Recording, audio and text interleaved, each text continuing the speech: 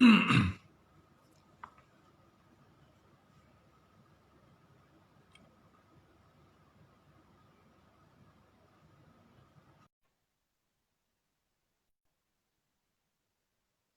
Bu Lena, selamat siang.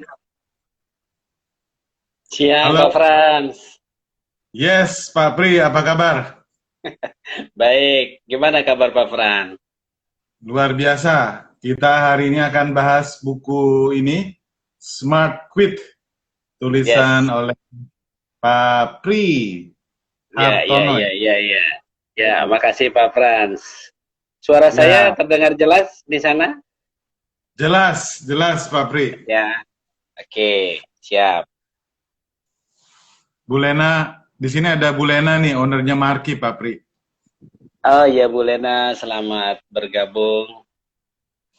Ya, ada Noka Noken. Oke, oke, oke, Pak Pri. Ya, ya, ya, ya, Jadi ya Pak Frans. Jadi mulai lagi Pak jelasin tentang background Bapak sebelum kita masuk pembahasan tentang smart quit ya, bagaimana cara resign yang elegan. Ya, ya, ya, ya. Oke. Terima kasih Pak Frans sebelumnya. Jadi gini, background ya selepas SMA saya mengikuti, sebenarnya saya pernah mengalami kuliah di dua jurusan, Pak Frans. Saya Oke, tulis di buku saya tuliskan tuh. Jadi pertama, saya ikut dulu zaman 93 ya, saya lulus SMA itu namanya UMPTN. oke, Itu saya dapat di teknik elektro di EKIP Jakarta dulu ya, namanya sekarang UNJ. oke, Cuma karena satu dan lain hal ya, semester keempat saya ikut lagi namanya Sipen Mapol. Sebelumnya sih ikutnya UMPTN juga ya, memilih oke, jurusan teknik elektro saat teknik metalurgi dengan kimia UI, dua-duanya di UI ya. Cuma nggak oke, tembus itu yang jalur UMPTN, kemudian saya lewat jalur yang Sipen Mapolnya untuk Politeknik. oke, Nah, dulu oke, Sipenmapol itu namanya seleksi penerimaan mahasiswa Politeknik. Saya ambil hmm, jurusan teknik mesin, nah di situ baru saya tembus, Pak Frans. oke, Dari UNJ sempat saya cuti satu semester, tapi ternyata kuliah di Politeknik itu kan dari jam setengah delapan sampai setengah empat, Pak Frans. oke, Jadi oke, orang bilang tuh kuliah di Politeknik itu kuliah dengan SKS padat, ya.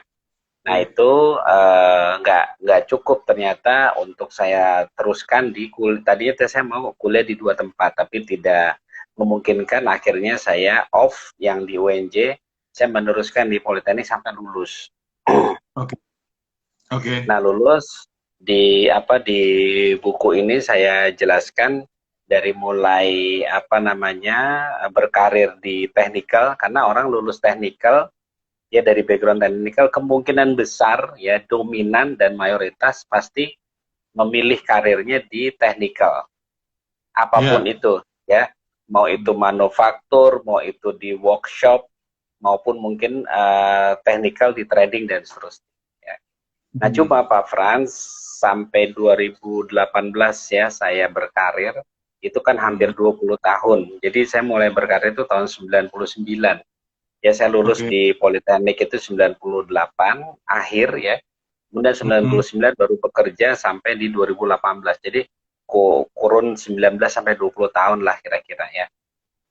Nah, ya, ya, dari kurun itu justru saya setengahnya. Jadi dari awal ke tahun 10 itu di teknikal, tahun 11 sampai ke tahun 19 atau 20 itu justru non teknis di sistem, Pak Frans.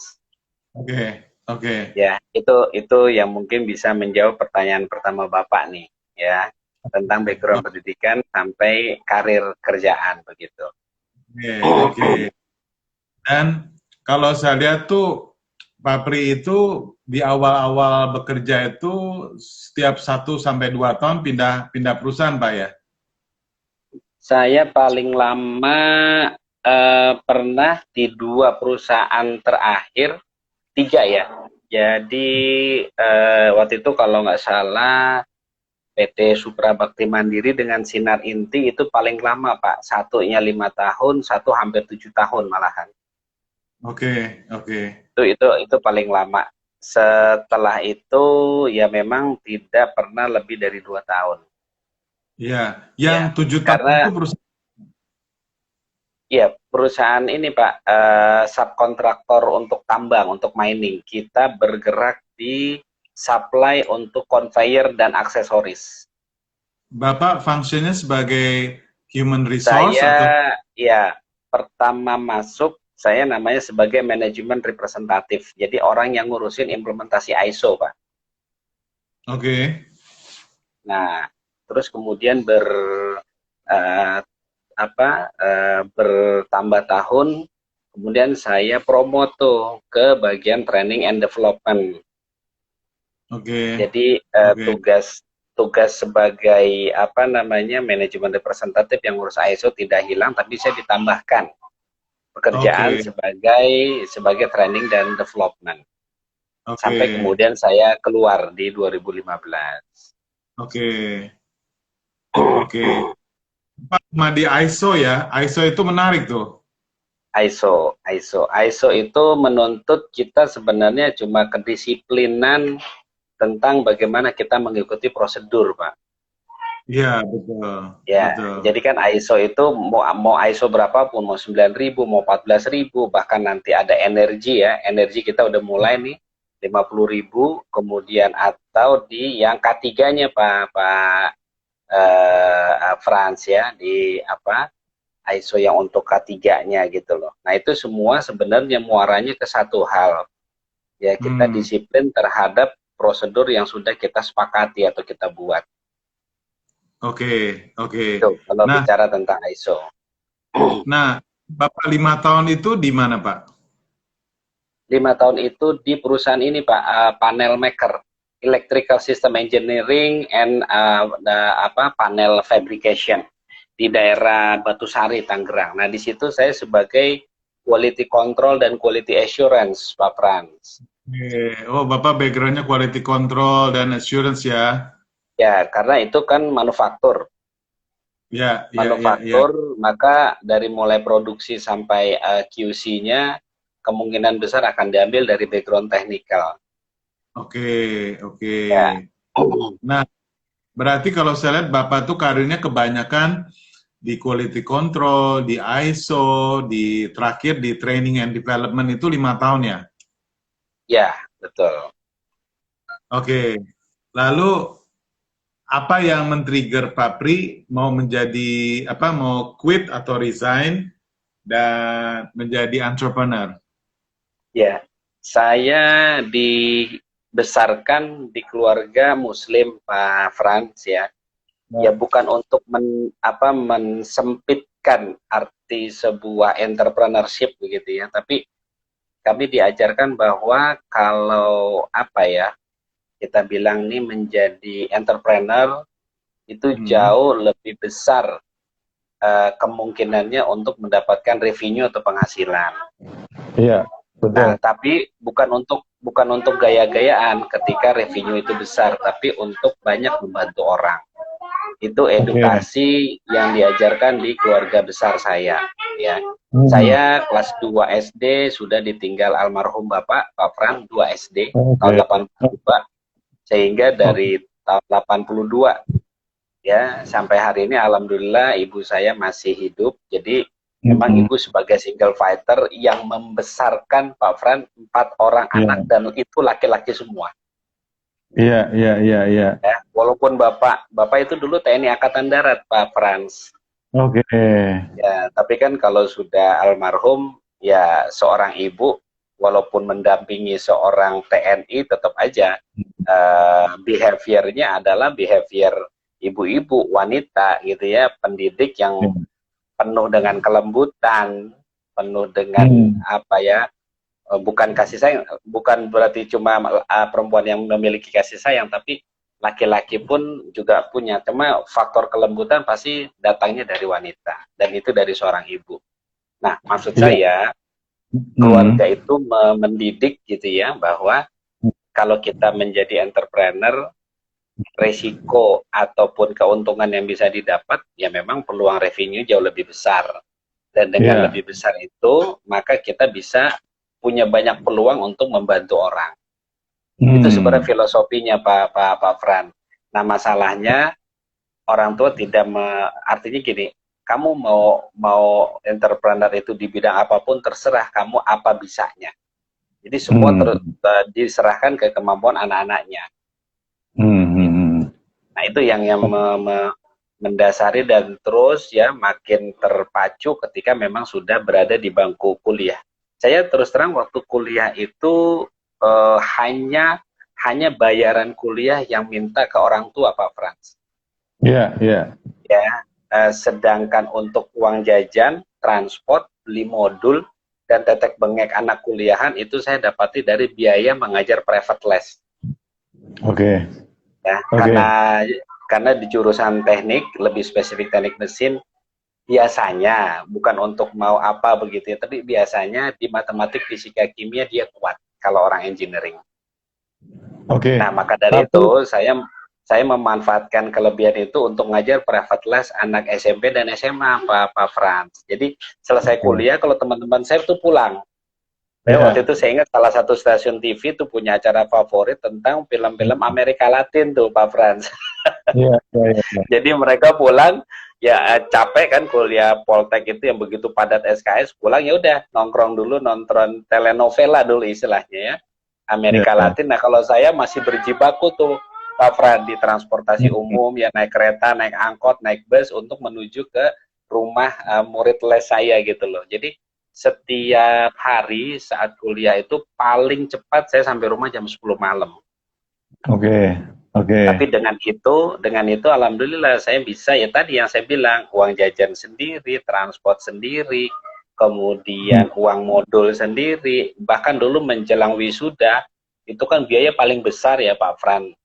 Ya, jadi jilid hard cover untuk skripsinya, kemudian uang wisuda, beli toga, kayak gitu-gitu deh. Itu saya alhamdulillah bisa saya dapati sendiri dari honor mengajar private les, Pak Frans. Oke. Pak Pri, saya lihat Bapak mengikuti Grounded Mentorship ya. Apakah ini setelah Bapak resign atau ini sebelum resign? Oh, setelah. Setelah resign. Setelah resign, begitu. Dan Bapak merasa ini manfaat banget. Apa yang didapat dari Grounded Mentorship ini dan berapa lama, Pak? Ya, jadi gini. Pada saat saya memutuskan resign di 2018, itu sebenarnya niat kuatnya sudah lahir di 2015, Pak. Jadi saya mau bicara di sini di forum Instagram ini. Ketika Anda mau melakukan resignation, lakukanlah persiapan yang matang.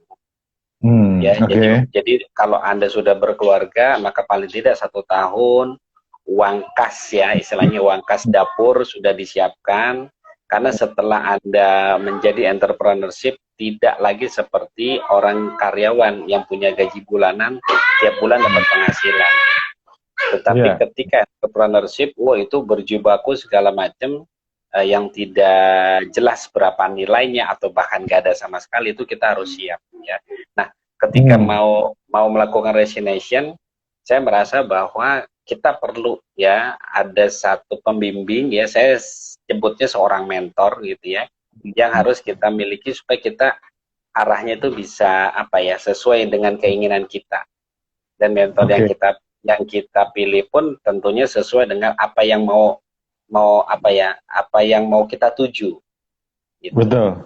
Nah, istilah itu saya dapati dari mentor saya yang bernama Gus Reza, yang mengajarkan tentang grounded mentorship. Jadi grounded mentorship ini satu metodologi, Pak, metodologi belajar untuk bagaimana kita belajar banyak hal ya, tentang leadership, tentang manajemen, tentang bagaimana kita teamwork, sinergisitas. Gitu. Jadi di dalamnya itu banyak materi-materi yang yang saya bilang tidak umum, Pak. Walaupun tujuannya yang tadi saya sebutkan, tapi materinya tidak umum. Saya sebut saja misal seperti metaprogram, DNA personality, kemudian GPS, goal positioning system, dan seterusnya dan seterusnya. Itu isi dari grounded mentor. Jadi grounded mentorship ini memakai istilah seperti pesawat terbang.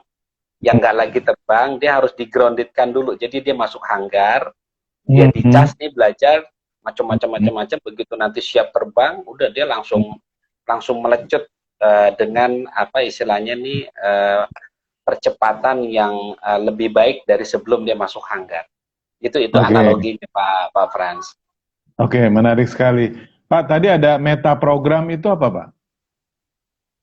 Ya, metaprogram itu salah satu diagnosa kejiwaan, tapi dia berupa kuesioner. Jadi kuesioner atau angket itu kurang lebih ada 25 pertanyaan, ya. Kita diminta menjawab dengan spontan, cepat, dan jujur.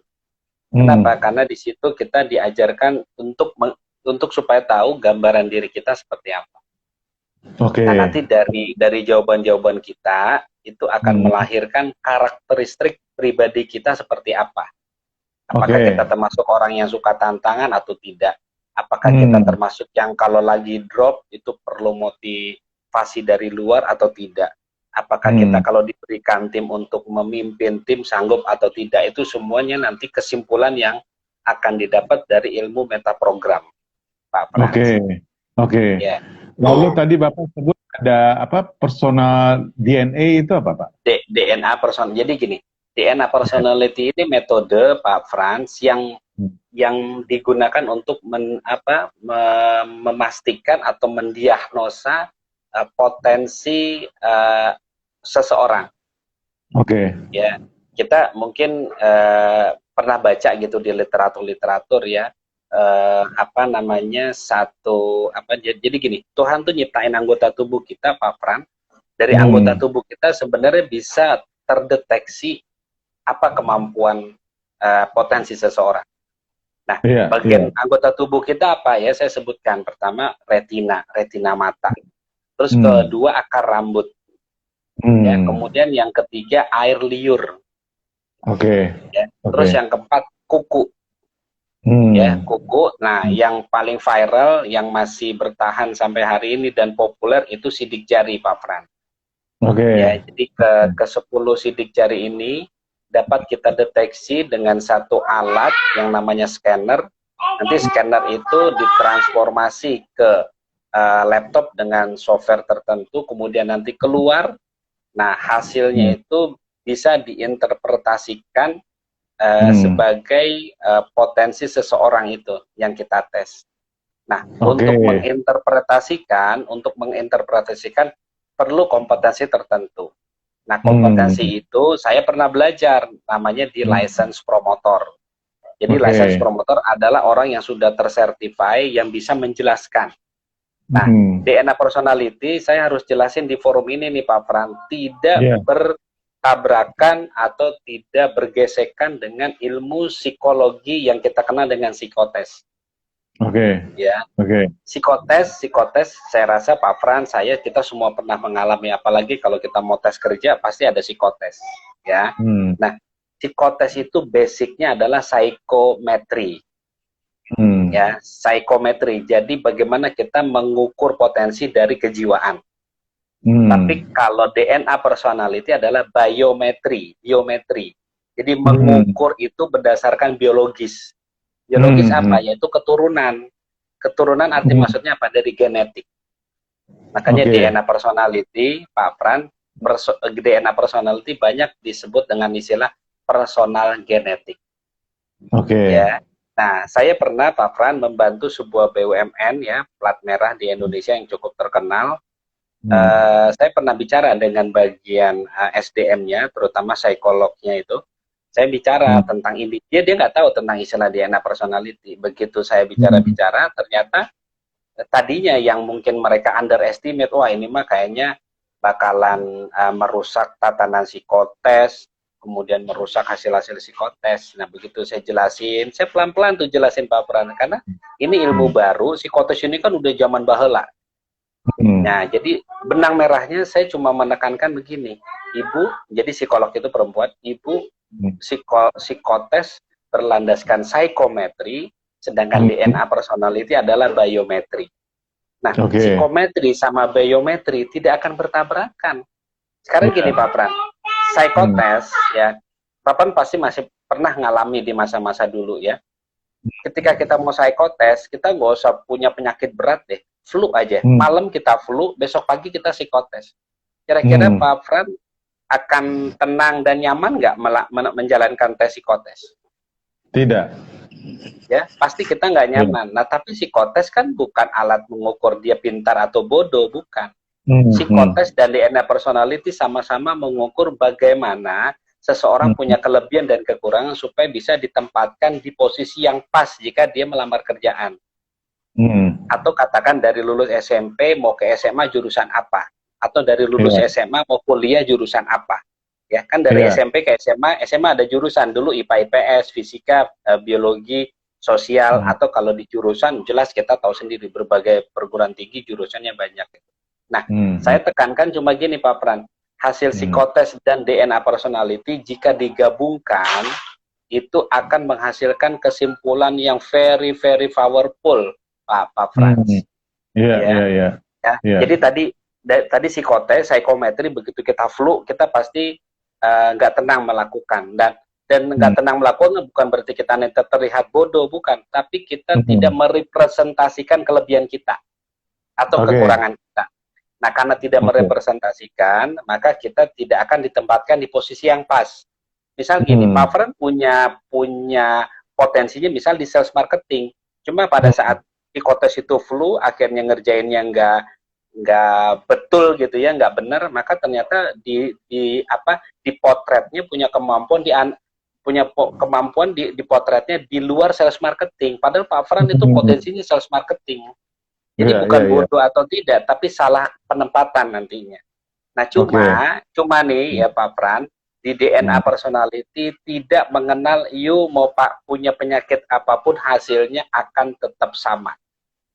Ya, kenapa? Misal kalau tadi cuma flu ya kita ambil deh yang paling berat, misal nih, ini mudah-mudahan kita semua tidak akan menjumpai, tidak akan mengalami, misal stroke Pak Fran. Ya, seseorang yang stroke dia karena jarinya yang diambil ya cukup dengan store jari aja, dengan walaupun dia stroke itu hasilnya tetap akan sama ketika dia tidak stroke. Jadi artinya apa? Itu stabil. Biometri tidak bergantung kepada faktor-faktor yang eksternal, tetapi psikometri sangat bergantung terhadap faktor eksternal. Makanya kenapa orang-orang mau ikut psikotes kan selalu dipesankan tuh sama orang tuanya, tidur yang cukup, 3 hari sebelumnya makan bergizi, kalau perlu minum susu, roti, pokoknya yang bergizi deh. Habis itu Anda nggak makan terserah kan gitu. Ya, jadi ini yang saya perlu tekankan. Nah, saya sebagai praktisinya DNA personality tetap merekomendasikan psikotes perlu, DNA perlu. Ya, kenapa? Karena ini kalau dikombinasikan Pak Fran, itu ciamik banget Pak. Hasilnya betul-betul merepresentasikan kelebihan seseorang yang kita tes. Itu Pak Fran penjelasannya. Oke. Ya, thank you Pak Pri. Kita lanjut Pak ya. Jadi walaupun sebenarnya DNA itu kan sebenarnya ada 5 bagian itu Pak ya. Betul. Jadi DNA personality Pak Pran punya satu teori ya. Tuhan itu menciptakan manusia atas 5 pembagian belahan otak. Ini berdasarkan para analis-analis yang ngulik-ngulik tentang pengetahuan otak Pak Frans.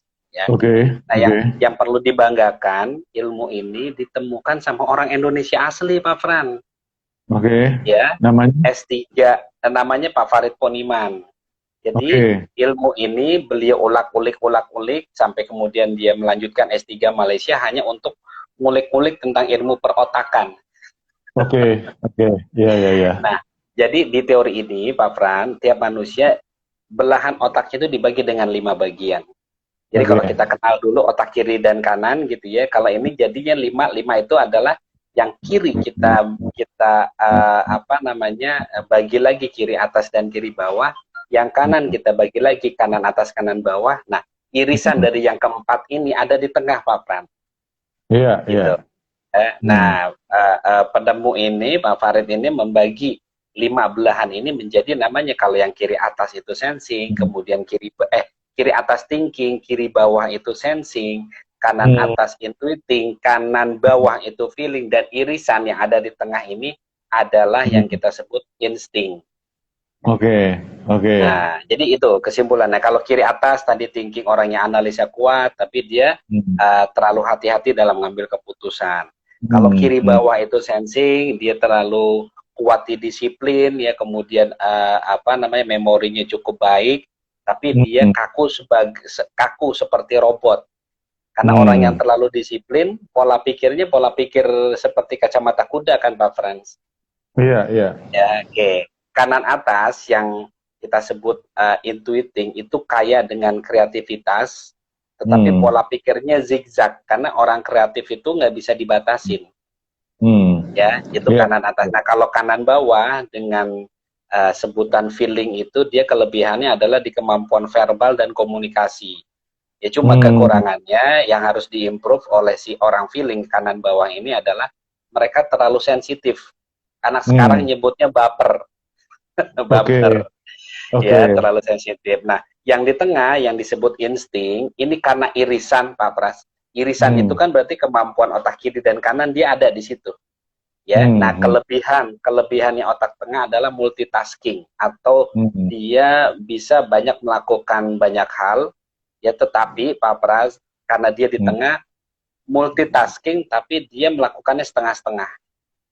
Ya, jadi artinya setengah-setengah bukan berarti gini, Anda nggak bisa menyelesaikan dengan utuh, bukan, gitu ya. Jadi kadang kalau orang yang keempat tadi menyelesaikan dengan penetrasi yang bagus, kalau dia tidak sedalam keempat otak utama tadi.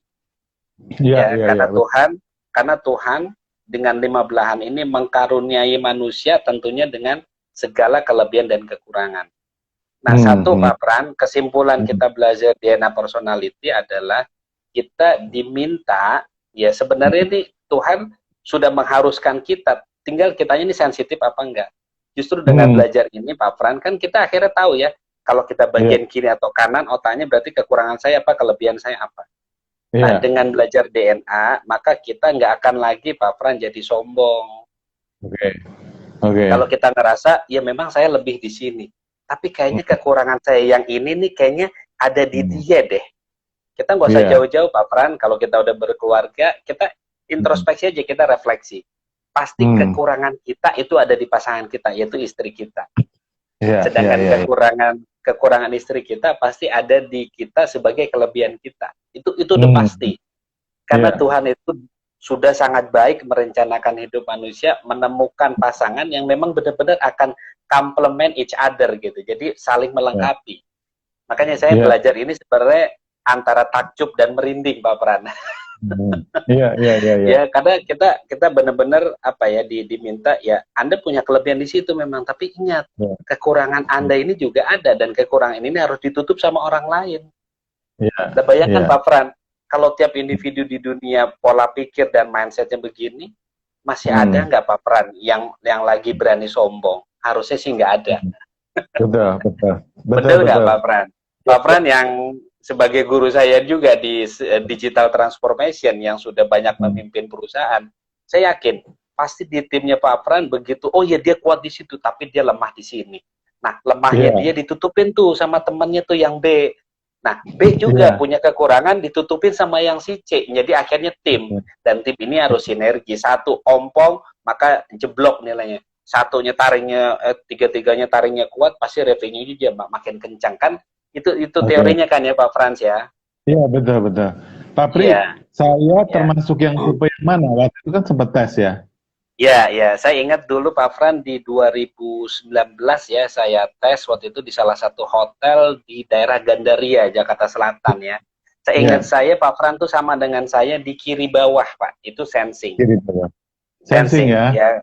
Ya, sensing. Sensing itu kelebihannya Pak Frans, orangnya disiplin, kemampuan numerik maupun algoritmanya cukup bagus, terus chemistry, Pak Pran. Chemistry itu ciri khas dari belahan otak. Sensing itu chemistry-nya itu adalah uang atau harta. Nah, tapi bukan gila harta, tetapi gini, semua endingnya di DNA personality tiap masing-masing belahan otak adalah bagaimana masing-masing belahan otak tadi membuat orang lain happy dengan caranya sendiri.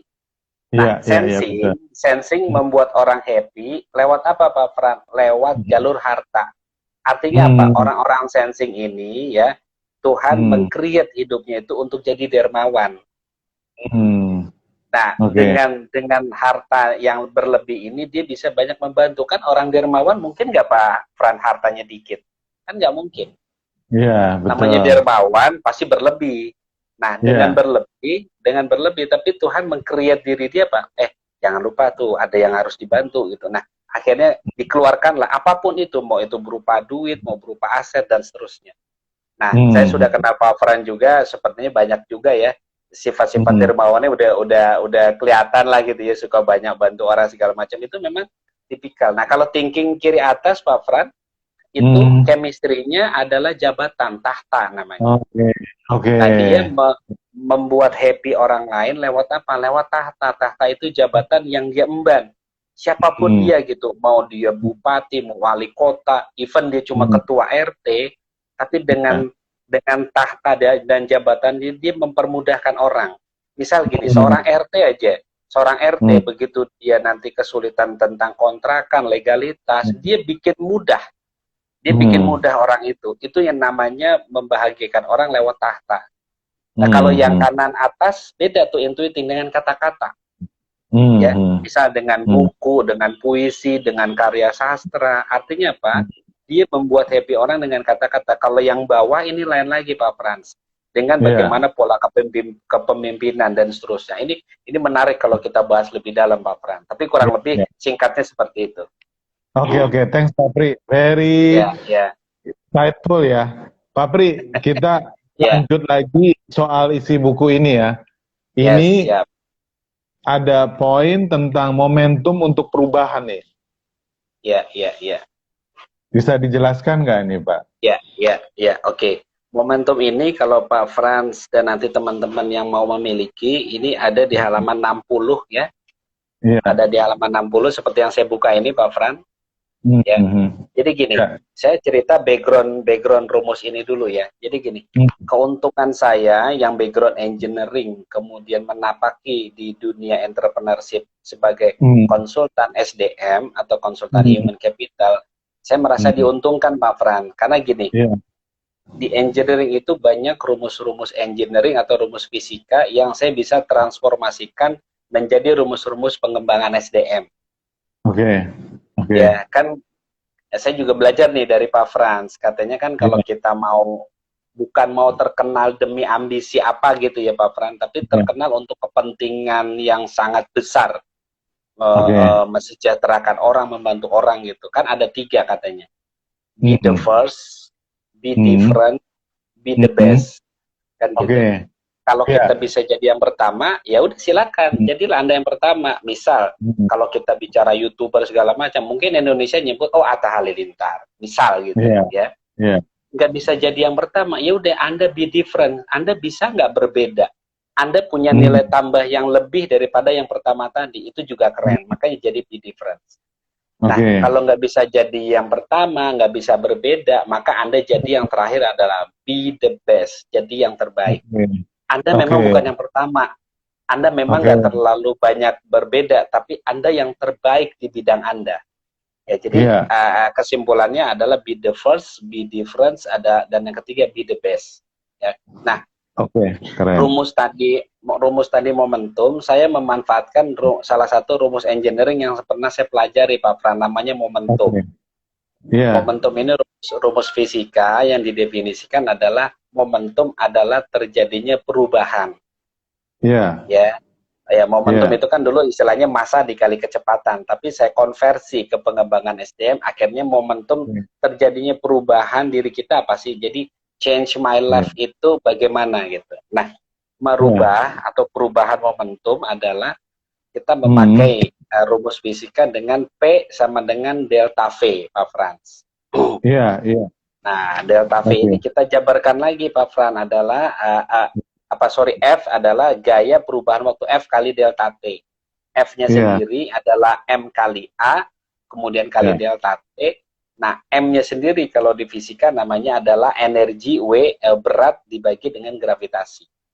Sehingga momentum itu kalau dengan rumus fisika murni itu W per G kalikan dengan A, ya, kemudian kalikan dengan delta T. Nah, komponen ini Pak Frans, komponen ini yang nanti akan bertransformasi menjadi rumus pengembangan SDM. Ini buat saya pertama kali belajar takjub juga gitu ya, ternyata kita kalau mau mengkorelasikan semua ada korelasinya sebenarnya ya. Nah, W sendiri kan kalau dalam rumus fisika namanya berat itu bobot. Jadi W itu adalah berat benda yang dipengaruhi gravitasi. Nah, konversi ke pengembangan SDM, W itu adalah bobot kita, yaitu kapasitas kita, Pak Fran. Nah, kita tahu kapasitas itu kan seberapa banyak knowledge, skill, dan attitude yang kita miliki. Kan gitu ya, Pak Fran? Betul. Pak Fran. Nah, W sendiri itu. Nah, kemudian di sampingnya ada A. Ya. A ini adalah percepatan. A dalam rumus fisika disebut percepatan. Satuannya meter per detik kuadrat. Tetapi konversi di pengembangan SDM, akselerasi adalah bagaimana kita nih berkembang. Ya, momentum perubahan itu bisa lebih cepat akselerasinya. A ini kan akselerasi. Nah, itu A itu adalah akselerasi dengan kita memiliki guru atau mentor, Pak Frans. Oke. Delta T saya kesampingkan dulu, saya masuk ke yang bawah, yang di penyebut gravitasi. Ya. Nah, karena dia ada di bawah, maka kan kalau dalam rumus fisika, dia kalau ada penyebut berarti kan nilainya jadi kecil ya, Pak Frans. Sebagai penyebut tuh kecil. Nah, maksud saya di rumus ini gravitasi itu mengartikan bahwa Anda harus mengurangi gravitasi ini lingkungan, Pak Fran. Lingkungan ya, oke. Kan tadi saya bilang berat benda dipengaruhi gravitasi. Kalau nggak ada gravitasi, maka sebenarnya berat benda itu lebih dari angka sebenarnya. Misal gini, ini gelas. Saya bilang misal katakan ini beratnya 100 gram. Tapi kalau nggak ada gravitasi, dia bisa lebih dari 100 gram. Kenapa? Kenapa ketahan sama gravitasi? Nah, dengan dikorelasikan ke pengembangan SDM, gravitasi adalah lingkungan yang tidak baik yang mempengaruhi perubahan kita, Pak Fran. Itu kita harus tekan.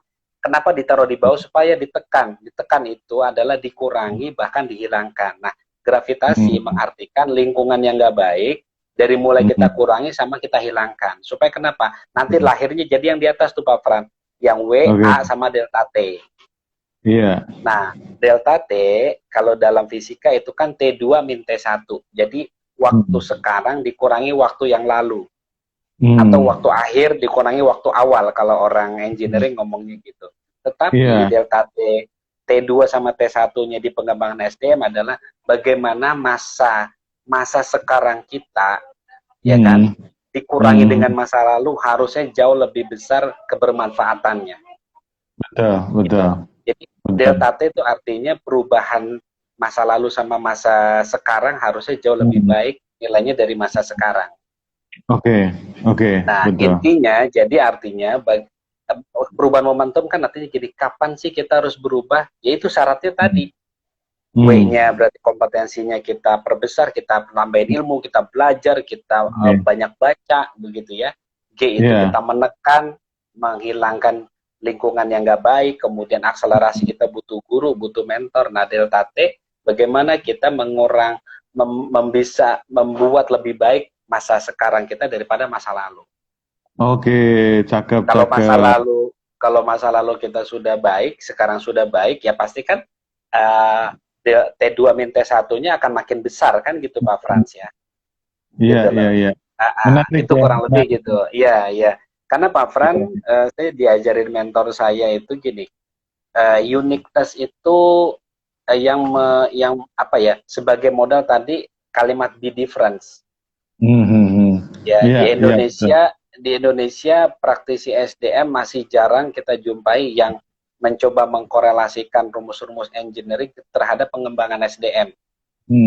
Dan ini bukan untuk sosokan, tapi memang mungkin ini karunia Tuhan ya, dengan background engineering saya bisa ngulik Yeah. Ya belum tentu yang kalau bukan background engineering ngapain juga ngulik-ngulik rumus fisika, nggak kepake gitu. Tapi kalau saya kan dulunya pernah memakai. Nah, ini jadi kalau orang bilang bahwa lu kuliah di mana, nanti kerjanya yang nggak sesuai, nggak usah dipikirin sekarang. Iya. Karena lewat program ini saya mau bilang, passion tidak pernah tahu kita temukan di usia berapa. Jadi bagi teman-teman yang menyaksikan IG ini, yang sedang kuliahlah dengan baik, ikuti jurusan apa yang Anda pelajari. Sampai lulus, kemudian nanti bekerja Anda mau jadi apa, bahkan mau banting setir kemana, itu nanti saja dulu mikirnya. Bukan berarti kita hidup nggak boleh punya perencanaan, tapi kalau Anda belum terbesit, sebenarnya saya mau arah kemana, nah sebelum itu terjadi, udah fokus aja kuliah dulu. Jadi nggak usah mencela-mencela. Apalagi kalau ngerasa kuliah itu Anda dibayarin orang tua, wah kayaknya merugikan banget orang tua, Anda dikuliahin tapi akhirnya mungkin nongkrong di kafe ataupun nongkrong di pendopo kampus, nongkrong di kantin kampus tapi nggak mau masuk ke kelas, itu sayang sekali. Yang harus diingat, suatu saat Anda jadi orang tua dan Anda juga nanti kalau dikecewakan, bagaimana rasanya Anda bisa merasakan. Iya. Itu Pak Frans. Oke, menarik banget. Jadi untuk momentum perubahan adalah rumusnya kapasitas kita atau knowledge kita atau kompetensi kita dibagi oleh lingkungan yang kita mengurangi dari lingkungan yang kurang baik ya. Lalu dikali akselerasi which is guru atau mentor kita. Dikali waktu setelah perubahan dan sebelum perubahan gitu ya. Betul. Jadi kita sebut bagaimana deviasi perubahan itu dari waktu ke waktu. Itu artinya delta T. Oke. Jadi penting bahwa kita punya kapasitas, kompetensi, dan penting kita punya guru atau mentor, dan penting kita mengurangi lingkungan yang kurang baik dan menambah lingkungan yang baik gitu ya. Betul. Oke, menarik sekali. Nah, sekarang kita mau masuk ke kuadran quit nih Pak, di mana ada vertikalnya moral, ada horizontalnya itu profesional ya. Ya, ini gimana Pak penjelasannya nih? Ya, Pak Fran dan teman-teman nanti yang mau memiliki bisa melihat ya penjelasan itu di halaman 67 ini yang saya buka di layar IG Pak Frans. 67 ini ya. Jadi teman-teman gini, saya yakin teman-teman misal yang nonton ini sudah SMA ya atau SMP deh minimal ya, pasti kita pernah belajar tentang grafik kuadran ya, grafik garis bilangan yang malang gini seperti tanda plus ya. Nah di garis bilangan di kuadran pertama itu adalah ketika sumbu X dan Y itu positif-positif. Kuadran kedua adalah di mana kuadran X negatif, Y-nya positif. Sedangkan kuadran ketiga di kiri bawah itu X dan Y-nya sama-sama negatif. Sedangkan kuadran keempat X-nya positif, Y-nya yang negatif. Ya, saya yakin kalau yang sampai di bangku SMP memahami tentang garis bilangan gitu. Nah, saya konversi Pak Fran ke itu. Ya, jadi garis bilangan saya konversi ke metodologi SmartQuit. Oke, kita lihat ya. Saya kuadran 1 saya abaikan dulu, nanti yang terakhir saya bahas. Saya masuk di kuadran ketiga yang ada di kiri atas ya. Kiri atas itu ketika jadi sumbu X-nya itu adalah profesional. Sumbu Y-nya, sumbu Y-nya moral. Jadi dengan diagram ini ya, kalau Anda melakukan resignation ketika profesional Anda rendah, karena kan sumbu X negatif di kuadran ketiga, sumbu X-nya negatif tapi sumbu Y-nya positif, artinya apa? Moral Anda bagus, profesional rendah. Itu Anda disebut dengan stupid quit, artinya Anda melakukan resignation dengan cara yang bodoh. Kenapa? Profesional kan artinya Anda ilmunya belum banyak, pergaulan belum bagus, networking Anda masih rendah, tapi memang moral Anda bagus, attitude Anda menghargai yang lebih tua, Anda mau hormat juga dengan mudah karena ilmunya, itu moral namanya. Tapi kalau begitu profesionalnya Anda belum dapat, Anda resignation, ya Anda rugi. Itu yang saya sebut dengan stupid quit, ya. Intinya saya masuk ke intinya belum saatnya quit karena belum pinter lah, tapi sudah quit gitu ya.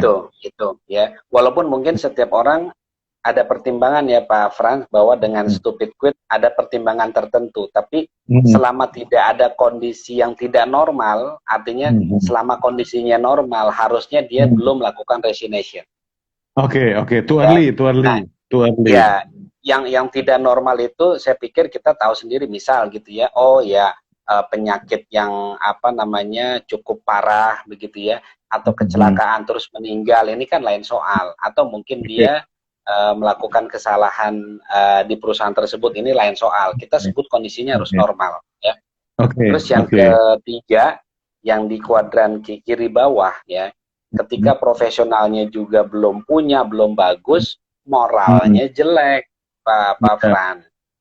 Berarti kalau Anda melakukan resignation, berarti Anda crazy quit. Jadi melakukan resignation dengan cara yang gila. Ya, gitu. Jadi udah nggak punya profesional, tapi moralnya rendah. Ini titik paling buruk, ya, kuadran paling buruk, gitu. Jadi udah profesional nggak ada, moralnya nggak ada, kurang lebih gitu Pak Fran. Atau rendah lah ya, kalau nggak ada kayaknya menjudgment banget, tapi rendah lah saya sebut. Kemudian yang ke kanan bawah Pak Frans ya, ketika Anda punya profesional yang bagus, tetapi moralnya masih rendah. Bayangkan, dia profesional udah bagus, belajarnya bagus, menghargai orang lain segala macam, tapi mungkin secara moral dia kurang bagus. Ya, mungkin ada attitude lain yang dia kurang bagus, begitulah ya Pak Fran. Nah, itu saya menyebutnya dengan istilah tricky quit. Tricky itu kalau di Indonesia kan agak-agak licin gitu ya. Agak-agak licin.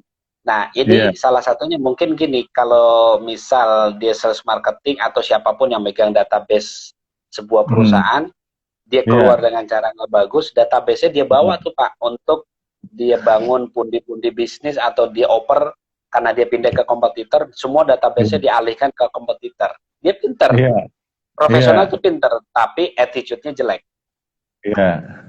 Nah, yang paling keren, makanya saya bahas belakangan, adalah kuadran pertama. Ketika profesional Anda sudah bagus, moral Anda masih terjaga dengan baik, makanya disebut dengan smart quit. Nah, kuadran inilah yang sebenarnya inti dari buku ini, yang mengilhami judul buku ini keluar. Itu Pak Frans. Ketika profesional bertemu dengan moral yang bagus, ya sudah, ya mendapati jadi di kuadran pertama. Jadi dua-duanya positif, antara profesional dan moral. Kurang lebih gitu Pak Fran penjelasannya. Menarik banget, ini belum pernah ada yang nulis soal ini loh, soal moral dan profesionalisme ya. Dan saya yakin Pak, ini menarik banget karena belum ada yang pernah nulis ya. Saya yakin hal yang sama ini bisa dilakukan juga untuk entrepreneur ya, dengan kuadran yang serupa ya Pak ya. Oh iya, pasti Pak. Ya. Gitu. Jadi kalau kita coba asosiasikan, itu profesional kita ganti dengan entrepreneur, dan ada yang high moral, ada yang low moral ya. Mungkin artinya dia tuh masih misalnya kuadran 1 lah, kuadran 3 lah ya, stupid quit. Tapi untuk entrepreneur, artinya dia belum pinter jadi entrepreneur, tapi dia udah nyerah.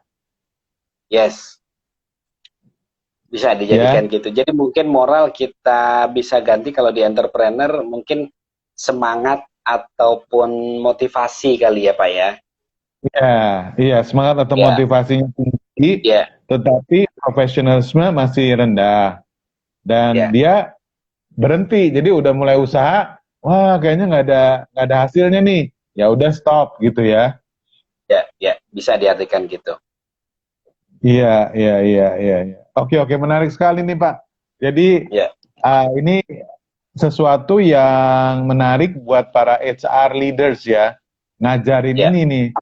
Supaya Betul. karyawan kalau mau quit harus yang smart quit, jangan yang stupid.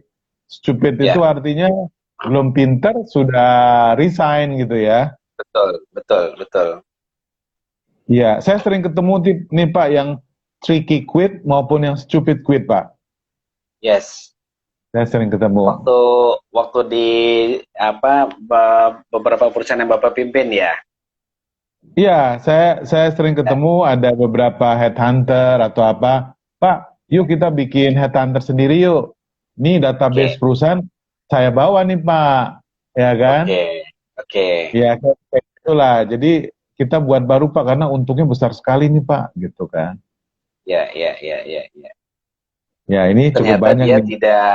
tidak selesai mengerjakan begitu ya, akhirnya belum dapat reviewnya tapi udah mundur, mungkin begitu kali. Ya, betul. Ya, menarik sekali Pak. Ada lagi nggak Pak yang terkait dengan buku Smart Quit ini yang Bapak mau sampaikan?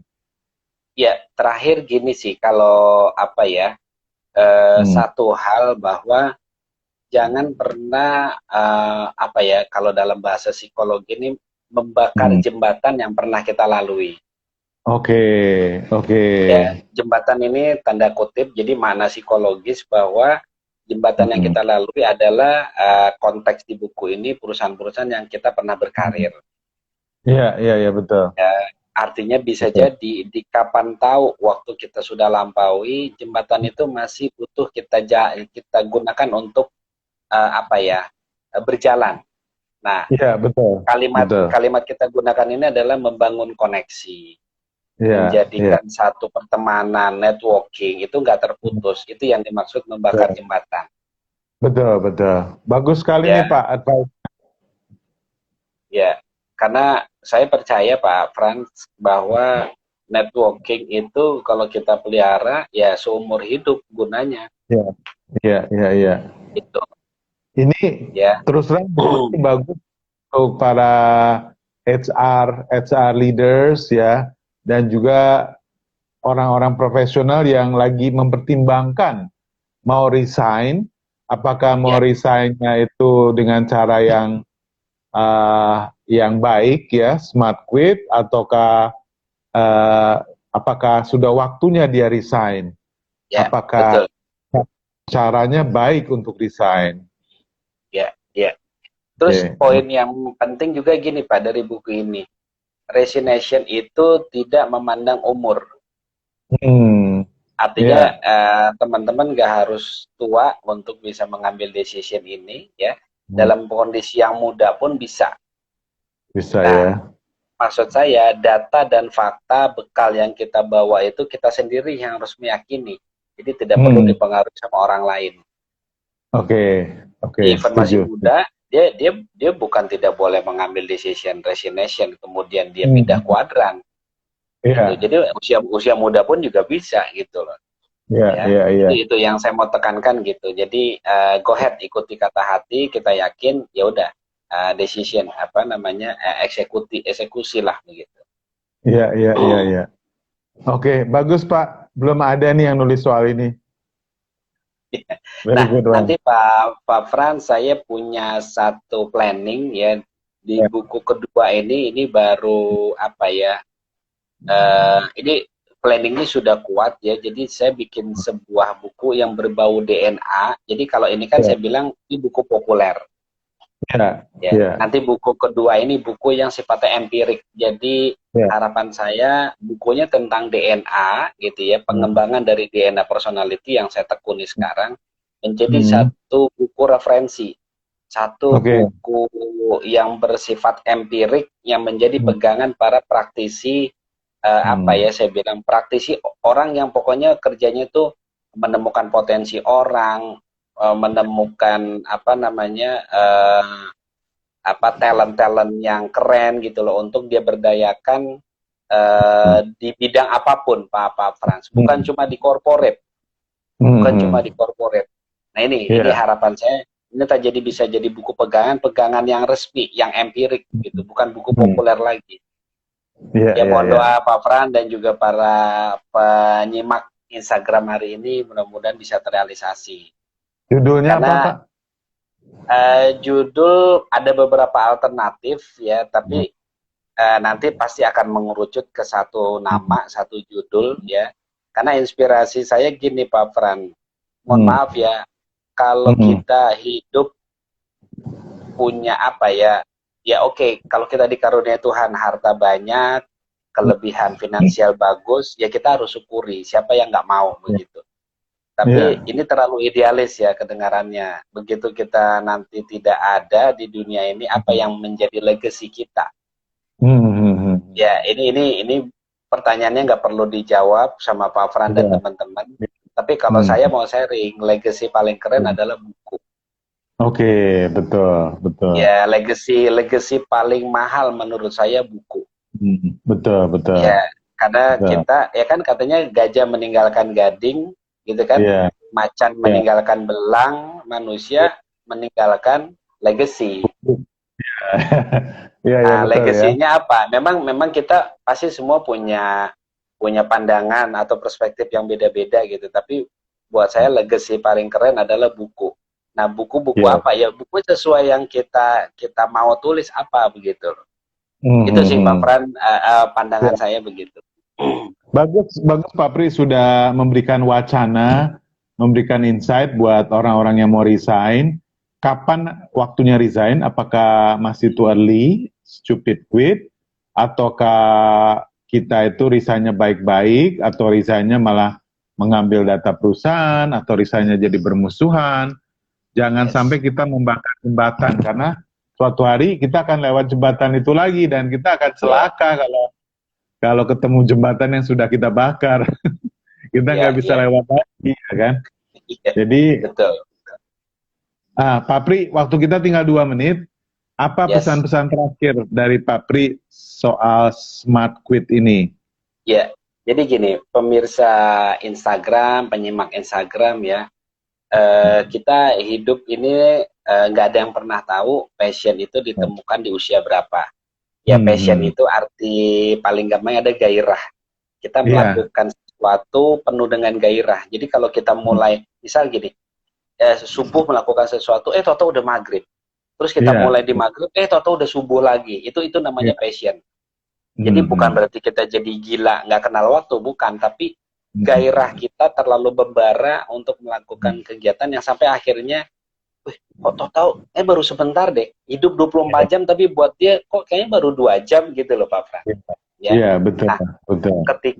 Ketika kita sudah menemukan passion, kita nggak pernah tahu di usia berapa, tapi begitu sudah menemukan, ikuti kata hati kita di passion itu, maka Anda akan menjadi produktif dan akan menjadi orang yang excellent.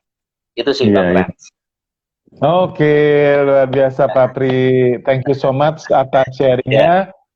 Sama-sama Pak.